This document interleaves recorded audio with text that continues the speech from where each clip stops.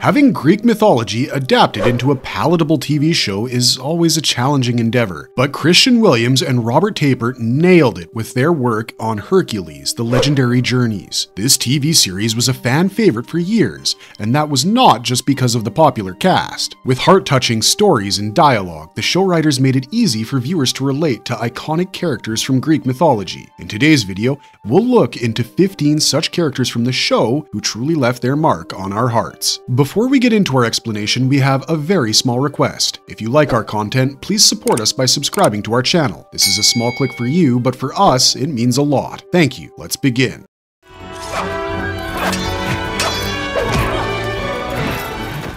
Hercules! The immortal half-god and son of Zeus is the main character of the series Hercules, The Legendary Journeys. His father Zeus was the king of Olympians. Zeus fancied Almini, a mortal woman. When her husband, Amphitryon, died, Zeus took that as an opportunity and showed up taking his form. This, disturbing union resulted in Hercules being born. Since his birth, Hercules' life has always been in danger. When other Olympians learned about his status as Zeus' son, they were hell-bent on hurting Hercules. Hera, Zeus' sister wife, even sent a two-headed snake to try to kill him. Zeus couldn't show up to protect his son all the time, so instead, he placed a protective charm on his son to make sure that no other god could harm him. Hercules, blissfully unaware of all the things that awaited him, worked on his mother's farm near Thebes. The centaur Serena was his mentor, who taught him about medicine, literacy, and philosophy. All the things that would eventually help him out in his adventurous life. The first time Hercules went out on an adventure was as a part of Chiron's academy. There, he became friends with Prince Jason and Iolaus, the latter eventually becoming a huge part of his life. Together, the three of them went in search of the Golden Fleece. This adventure marked the beginning of a tumultuous life for Hercules. He learned soon enough that most gods are cruel and decided that he no longer wanted to live a life where he might need help from them. Being a demigod himself, living a life without help from the other gods was significantly easier for Hercules. He had superhuman strength, which was often shown to be on par with that of the gods. If a god was smaller than him in size, Hercules could easily manhandle them. He had superhuman resistance and superhuman stamina, both of which together gave him a veil of protection while out on his adventures. Given his heritage, it was very clear that even though Hercules was mortal, he was not a typical mortal like us. He was able to withstand vast amounts of damage and recover really quickly. Pairing that up with his wisdom, charm, intellect, and relatability as a character, Hercules was truly the best main character to follow. Zena! Keep your goons out of this! Iolaus. When you think of the sidekick of a nobleman like Hercules, you really don't imagine that sidekick to be someone like Iolaus. Iolaus is a regular mortal man. Since his childhood, he has become quite good with his hands, and as a 2-year-old, he was rather good at swiping cookies without alerting anyone. As he grew up, the things he swiped changed from cookies to bigger things, preventing him from getting a job due to his criminal record. However, Hercules and Iolaus had run into each other since they were youngsters. They were both from the same village, and eventually, they ended up being a part of Chiron's academy. There, these two, along with Prince Jason, started to go out on adventures. Since then, Hercules and Iolaus became inseparable. While Hercules brought strength to the group, Iolaus, with his old hunter's tricks, brought a lot more charm and fun. This guy is probably one of our favorite characters. The trick where he slows down his heartbeat at a moment's notice is one of the coolest tricks we see on the entire show. If Hercules can be considered the fighter, then Iolaus has to be the lover of the two. Unlike Hercules, Iolaus was pretty successful in his relationships. Even when Iolaus was approached by the three goddesses Artemis, Athena, and Aphrodite, he chose Aphrodite to get the apple that would have made anyone fall in love with him. His desire for love is definitely not a bad thing, but it is something that was exploited by a certain warrior princess who used that to get closer to Hercules. As he studied fighting in the academy with Hercules, Iolaus, even though he might not have looked it, was a fighter as well. While Hercules focused more on strength, Iolaus focused more on his agility. He was an extremely fast striker, and he was very good at using whatever he could get his hands on to protect himself, even using a fish at one point. Along with his agility, the Golden Hunter, as the fans refer to him, happened to be a very good tracker, hunter, and fisherman. Overall, he played the sidekick role beautifully for our dearest hero, Hercules.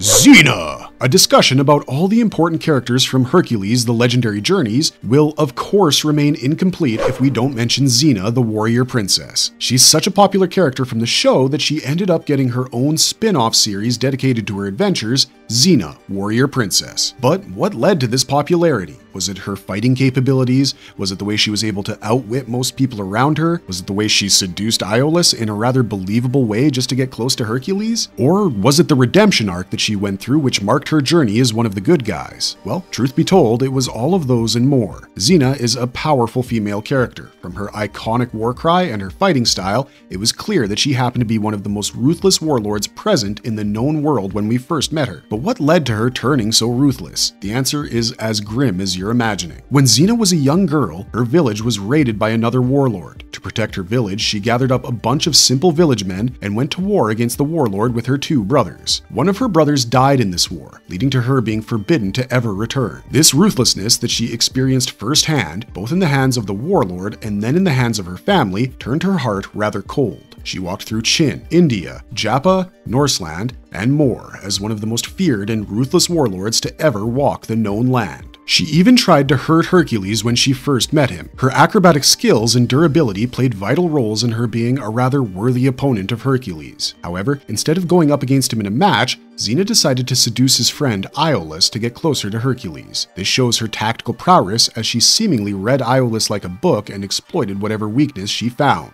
Her character was beloved by the fans, and so the producers of the show decided to take her story on a different path. Originally, she was supposed to be a villain that Hercules defeated as he proceeded to move on to the next adventure, but owing to the demand of the fans, Zena got a remarkable redemption arc as well as a spin-off series that centered around her, the best decision the producers could have made.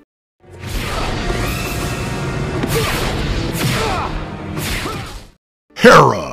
Hera, the queen of the Olympians, happened to be the goddess of women in marriage. When you are the goddess of marriage and your husband cheats on you, it's not a good look. Sadly, that was the exact situation she found herself thrust into. Marriage was sacred to her, and Zeus made a farce of their marriage when he decided to have Hercules with Almini. Enraged at her husband, Hera decided that she would do anything she could to destroy the one thing that he loved so dearly, his son Hercules. With that starts the seemingly never-ending feud between Hera and Hercules. Since his infancy, Hera has tried time and time again to kill him. She sent a two-headed snake when Hercules was a baby. When this didn't work and Hercules ended up growing into the fine lad that we know him as, Hera decided to change her tactics. At every opportunity she got, she presented Hercules with misfortune and pain. She sent the Lernaean Hydra after him. When he was able to defeat the Hydra, Hera decided to change her tactics yet again. When Hercules ended up amongst the Amazons, who were servants of Hera, she wanted Hippolyta to kill Hercules. But as Hippolyta develops feelings for Hercules, Hera possesses her and forces Hercules to fight with the woman he loves. No matter how much Hercules tried, Hera always ended up after him, refusing to let him live in peace. Her wrath towards Zeus was always directed towards mankind and Hercules,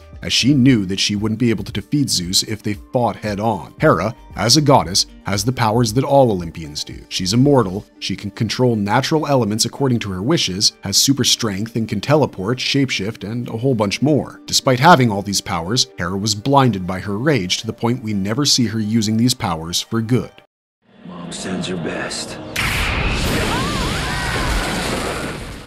Aries. Aries is the god of war, and much like the film Wonder Woman, he plays a villainous role here as well. Instead of being hot-headed, as he is often shown in Greek mythos, here, Aries is a shrewd character. He's a brilliant strategist and not afraid to show it. Zeus had a clear bias towards Hercules, which didn't go unnoticed by Aries. This led to him being jealous of his half-brother. But as we know, Zeus has put a protection on Hercules. So if Aries wanted to hurt him, he wouldn't be able to do it head on, as that would put him directly in the path of Zeus's wrath. So instead of going into battle with his guns blazing, Aries made other people work hard to hurt Hercules instead. If not, he'd figure out ways to manipulate the people who were closest to Hercules and have them destroy him instead. Aries made it clear over time that he's a very complex character. There's not one thing that's consistent about his personality except for his hatred of Hercules. Whenever things suit him, Aries can be quite sportsmanlike, and when the odds are stacked against his favor, he can be the biggest cheater that you've ever seen. As he prides himself as the god of war and not the god of brawling, Aries seemingly never notices the chaotic chaotic actions of his worshippers. He has little to no regard for other Olympians, as he knows for a fact that eventually the Olympians would come to him either way. As the god of war, he has the ability to conjure swords out of thin air and attack his opponents with them. Other than that, he can control all elements in a destructive fashion. He can also influence people to follow his words whenever he wants. While there is no known limit to his vast powers, it was made abundantly clear that when he was not worshipped over the years,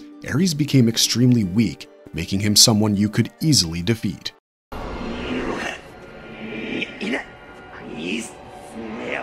Dayhawk. Dayhawk is an influential villain in both Hercules the Legendary Journeys and Zena Warrior Princess. Dayhawk is a primordial entity, and he's older than all the gods and even the Titans. Back in the old days, there were two forces at play, the impulse to destroy and the impulse to create. Once a balance was reached between these two forces, the world as we know it came into being. Dayhawk is the primordial entity who is the personification of the impulse to destroy. His one and only mission is to tilt the balance between the two impulses, leading the world into unstoppable chaos. Back when Titans and Olympians were in charge of the world, Dayhawk tried to create this imbalance. The Titans were able to stop Dayhawk, but this presented a weakness in their ranks, which was then exploited by the Olympians, who proceeded to imprison the Titans in the underworld. Dayhawk has tried over and over again to come back to the surface and carry out his goal. He possessed Aeolus's body, and Dayhawk was also the one who impregnated Gabrielle, Zena's companion, with Hope, the bringer of chaos. Dayhawk, with his power to kill gods, is one of the most significant villains of the entire series, and his influence on the life of our heroes remains irrefutable.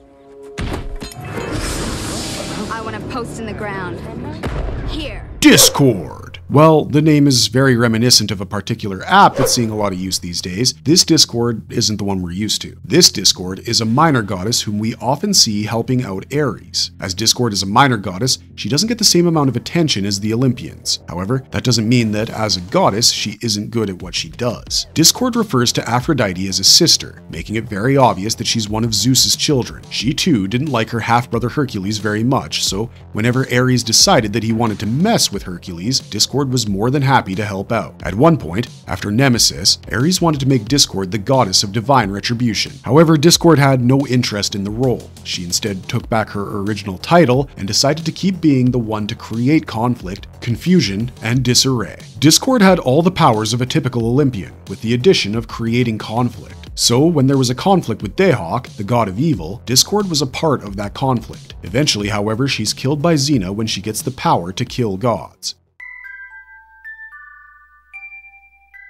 Aphrodite. Aphrodite, as most of us know, is the goddess of love. At first glance, it's clear that Aphrodite is not the most mature of the bunch. Despite being a god, she has a childlike immaturity and a sense of rivalry, which becomes more and more prominent with her time on screen. Her relationship with Hercules is very healthy, as she refers to him as Big Bro. Hercules is her protective older brother, and Hercules too has shown quite a bit of brotherly affection towards his Olympian sister. Even when Hercules ended up hating every god, he never hated Aphrodite, because that's precisely how strong their relationship was. When it comes to Aries, her Olympian brother, Aphrodite's relationship is also rather close. As both Hercules and Aries aren't on good terms with each other, you would think that Aphrodite would eventually be forced to pick sides, but somehow she never ended up in that situation. Her love for Aries and the latter's hatred towards Hercules remained two entirely separate things for her. When Aries eventually lost his godhood, Aphrodite almost went insane, because war and love have to remain in balance when it comes to the cosmos. Despite how close she was with her brother Aries, she never quite felt the same closeness towards her sister Discord. They have a classic case of sibling rivalry going on, and it's honestly pretty amusing. Her character, as a whole, is very soothing to see on screen. Sure, she has some strange strategies, and yes, she used to be the reason for a lot of problems for our heroes at first, but as the relationships developed,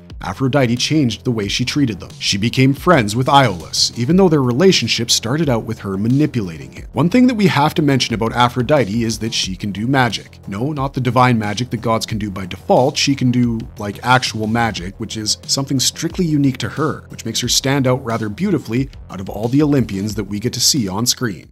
Almini. Almini is the mother of Hercules. She was the wife of Green General Amphitryon. She had a son with him, known as Iphicles. When Amphitryon died at war that night, Zeus showed up in his form. Almini didn't know the truth about Zeus's identity, and their union resulted in her giving birth to Hercules. The people of Corinth thought of her as a harlot because her husband was still at war. Nobody knew that he had passed away until Prince Jason brought the news to her. When Hercules was born, it became very clear that Zeus was actually his father, and this led to her becoming the most respected person in all of Corinth. She sent Hercules off to Chiron's academy when he came of age because she wanted him to learn how to defend himself. This is where he met with Prince Jason and Iolus, and his journey as the hero began. At one point, Hercules ends up killing the children of Echidna. Echidna wanted Almini to suffer, so she asked Demetrius to go and pretend to fall in love with Almini. This ploy made Almini realize how lonely she truly was. Eventually, when Prince Jason made it clear that he had feelings for her, Almini wholeheartedly agreed to it. She never hated Echidna for sending Demetrius, and she was the only one who urged Hercules to imprison Echidna instead of killing her. Jason and Almini remained happily married until her peaceful death due to a weak heart. When she was dead, Hera, Zeus's wife, took her soul and sent it to Tartarus to gain godhood from Zeus. Zeus, who always had a soft spot for Almini, relented, and Hera sent her soul back to the Elysian fields where it belonged, as Almini led a virtuous life and raised one of the greatest heroes in Greek history. Over the whole runtime of the show, it was made clear that Hercules shared a very close relationship with his mother. He believed wholeheartedly that his mother played a huge role in his personality, and we can see the similarity.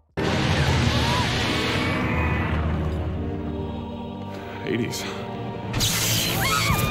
Hades! Hercules had a run-in with the god of the underworld when Demeter asked him for a favor. So here's how the story goes. Demeter had a daughter called Persephone. Persephone and Hades fell in love with each other, and Hades asked Demeter for Persephone's hand, but Demeter didn't agree. So Hades kidnapped Persephone and took her to the underworld, where Demeter couldn't go. The loss of her daughter led to Demeter losing her mind completely, and she raged all over the mortals. She created this winter storm, which was so harsh that she killed off many people and crops. Overall, the situation on Earth wasn't good. Hercules saw these events unfold and decided to go speak with Demeter with the hopes that she would stop hurting everyone with her wrath. This is when Demeter asked him to bring her daughter back. She gave him her word that if she got Persephone back, she would stop the storm and destruction. With that, Hercules went to the underworld to save Persephone, but he was in for a surprise. Turns out, Persephone was never kidnapped. She truly loved Hades and she wanted to be with him, but if she didn't return, things would be terrible for the mortals. So Hercules ended up striking a deal where Persephone would return to her mother, Demeter, every 6 months. Hades also told Hercules that if he could get the three-headed dog Cerberus back, Hades would return Deianira, the deceased wife of Hercules, back to the land of the living. He is one of the most powerful Olympians. He can easily warp reality, resurrect people from death, and negate all godly powers in his domain,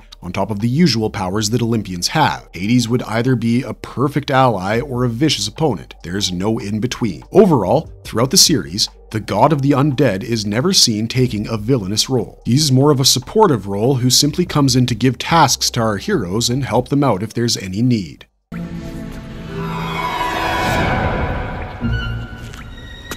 Strife! Strife, like Discord, is a minor god. He's the self-proclaimed god of strife and skirmishes. He's the nephew of Aries, and as a minor god, Strife has the biggest urge to prove his worth to people. Since childhood, Strife would regularly harass Hercules. Strife did this because he knew that his uncle Aries didn't have a very high opinion of Hercules, and that he would be more than happy to destroy Hercules if it meant Uncle Aries would be happy with him. In the series Young Hercules, which covers Hercules' adventures when he was a kid, we see Strife causing a lot of problems for our hero. However, each time, Hercules is able to defeat him and move on. As Strife is the god of strife, he is a very clever trickster. Along with all the usual Olympian powers, he's able to shapeshift as well. Strife would often shapeshift into mortals to create chaos wherever Hercules was, as it was very easy to create distrust among the people. He took the form of an agitator and riled up the villagers against the last golden hind, knowing very well that Hercules was in love with her. At one point, Strife even lured Hercules' son Iason into Tartarus, where he chained the little boy up. Then he took Iason's form to attack Hercules psychologically. One of the biggest accomplishments that he can pride himself on was when Strife killed Serena. Strife entered Hercules' dream with the help of Morpheus. Once there, he influences Hercules to kill off his wife. Strife was eventually taken down by Callisto, another warlord who used the hind's blood dagger to run him through.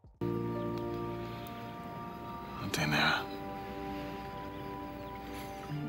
I'll miss you.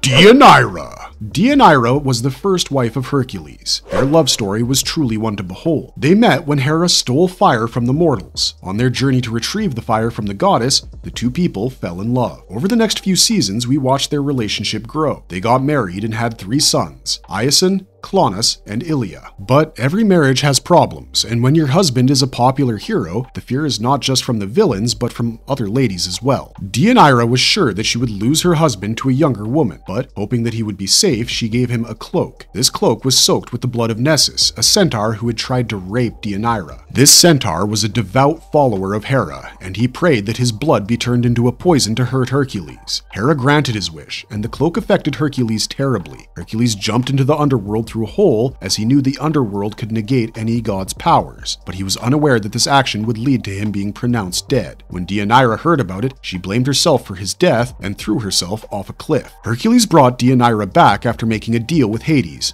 but their relationship didn't last for long. Hera dropped fireballs on his family while Hercules wasn't around, killing Deianira and their 3 children. Hercules was yet again given a deal by Hades, where he went to the underworld to get Persephone. Hades said that if Hercules left Persephone with him, he would allow Deianira and the children to return to the land of the living. However, Hercules knew that this would result in the death of several men owing to Demeter's snowstorm. So, after a heavy discussion, with her permission, Hercules chose to leave Deianira behind. Deianira was hurt when she learned about Hercules' new love, Serena, but eventually she realized that she had to move on and wanted nothing but happiness for him. So, when Hercules married his new boo, Serena, it was in the presence of Deianira and their children as they watched over them. Autolycus, right? Ah, you've heard of me. Autolycus. The king of thieves, Autolycus, was played on screen by the mighty Bruce Campbell. While horror fans know him as Ash from Sam Raimi's Evil Dead series, the actor also has the charismatic king of thieves on his resume. Autolycus never knew his father, but he never felt the absence of anyone, as he was always accompanied by his brother, Malicus. Malicus was a good guy who taught Autolycus about the good present in the world. But for every good man, there are at least 2 evil men out there, and this was no different. Malicus was tricked and forced to give his land to a merchant called Tarsus. When Malicus protested, Tarsus had him killed. This grief blinded Autolycus. He then willingly chose to become an outlaw and goes on to rob Tarsus until he has nothing left. Only when Autolycus came face to face with Tarsus did he consider breaking his vow and killing him.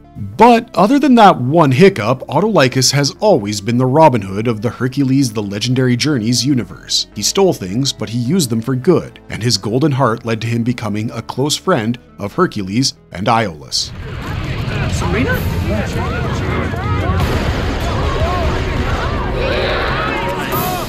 Serena! Golden hinds, who were half deer and half women, were killed off by Zeus because he was scared that their blood would kill the gods. One golden hind who managed to escape this killing spree was Serena. Aries found her and turned her into a mortal, and she remained with him as a loyal servant until she met Hercules. They fell in love, and even though Aries wasn't too happy about it, there wasn't much he could do. Serena gave up her golden hind powers, and Hercules gave up his superhuman strength just so they could be with each other. However, their marital life didn't last long, as Strife, the god of skirmishes, infiltrated Hercules' dream with the help of Morpheus and made him kill Serena. As Serena was killed by a god, there was no way she would return to the land of the living, even if Hercules struck a deal with Hades. So, the only way Hercules could prevent her death would be by traveling back in time. Hercules did exactly that and witnessed his father's murderous side. When he showed up in front of Ares, who had taken Serena under his wing, Ares misunderstood him. Ares tried to kill Serena, thinking that Hercules was here to use her blood to kill him. However, after Hercules explained the purpose of his visit, Ares let Serena go. When Hercules returned to the original timeline,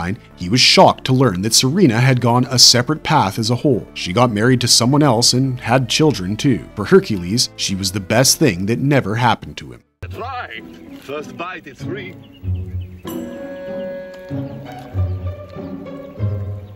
Falafel! Lastly, but not leastly on our list of important characters, we have Falafel. Falafel was a traveling merchant whose main spiel was that of being at every iconic event, selling some sort of fast food. When he first meets Hercules, he's selling falafels from his stand. In the first Olympic Games, Falafel started selling hot dogs. Seeing his food, Salmonius, another merchant, got the idea for the Olympic torch as the symbol for the games. There were several other instances of Falafel showing up with his food throughout the season. Clearly a comedic relief character, Falafel, despite his profession, was a terrible cook. Iolaus and Dirce both fell victim to his horrendous cooking when they bought food from him. Despite that, Falafel ends up befriending Hercules and Iolaus, and in future seasons, we get to see them have a somewhat better relationship where Falafel is asked to cater Hercules' birthday party.